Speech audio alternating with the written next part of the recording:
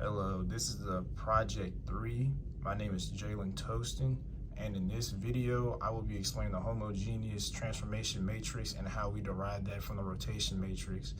This matrix is crucial for combining rotation and translations, which will be helping us for the robotic movements in the 3D space. And we will show you how that works momentarily as we continue throughout the video. So as you can see here, as that is displayed, this is the code that we will be using in order to make sure that the servos are operating correctly in Python. That first line is import as NumPy, which is the library for the matrices, and that's how they will get the math. And whenever I run the program later on in this video, you will see the matrices appear as well. That second line, that's just displaying the length of the arms, telling you how far they are, which were used when we measured with the paper ruler that was in the kit that we had. And line 3, that's just the refined joint angles, which is in degrees, but those will be affected later on in the video as well. And line 4, we convert the angles from degrees to radians as well. That's also used in this program in Python. In line 5, that is the construction rotation matrix from frame 0 to 1 using T1. And what is that? Line 6, the rotation matrix from frames 1 to 2 as well. That's just the opposite of those two. Those play a factor with each other. And line 7, that would be defining the translation vectors from frame 1 to 2 as well. And line 8, that will also be defining the vectors from 1 to 2. No, line 7 is the frames from 0 to 1. Line 8 is is able to define the translation vectors from 1 to 2. My fault. Line number 9, that would be the rotation and translation vectors.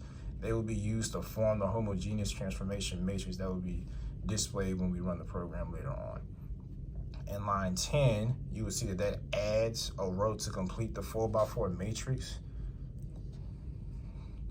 Line 11, you will be using R01 and D01 to form a homogeneous transformation matrix as well. Line 12 will also add a row to complete that matrix as well, which has also been displayed in class as well. Line 13, you will be using H01 and H21 to get the full transformation matrix.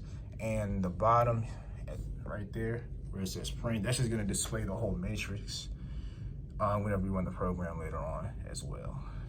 So now I'm going to show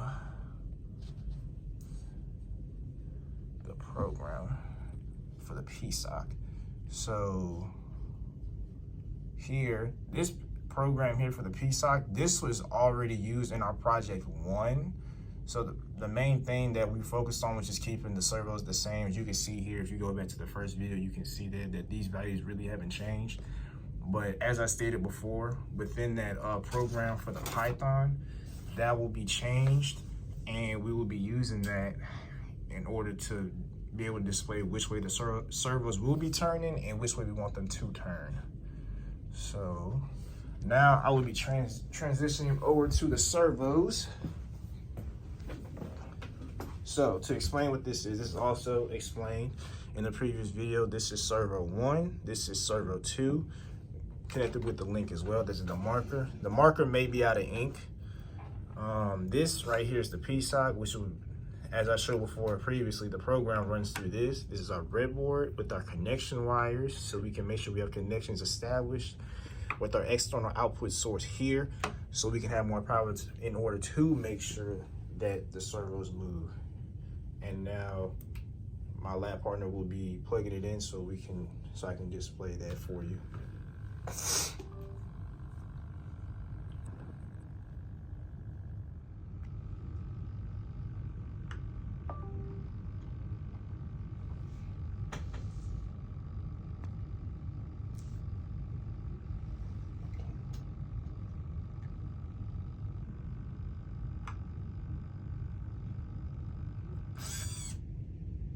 As you can see here, our marker's kind of out of ink, but this rotation here with the servos is showing us the angle in which it's supposed to be able to move, and also servo 2 showing that its own angle as well, which way it's supposed to move as well.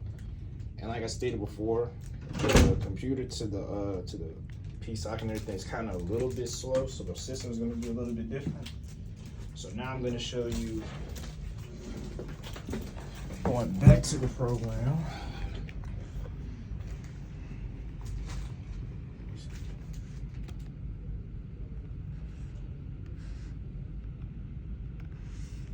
So now going back here, I will now change the joint angles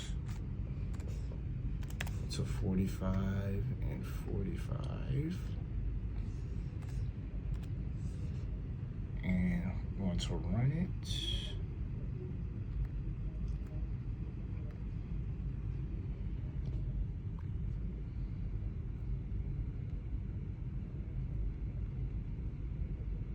And here is the matrices that will be displayed whenever we change the joint angles and degrees, and these are the values that appear. And this will conclude the last part of this video, and thank you for watching.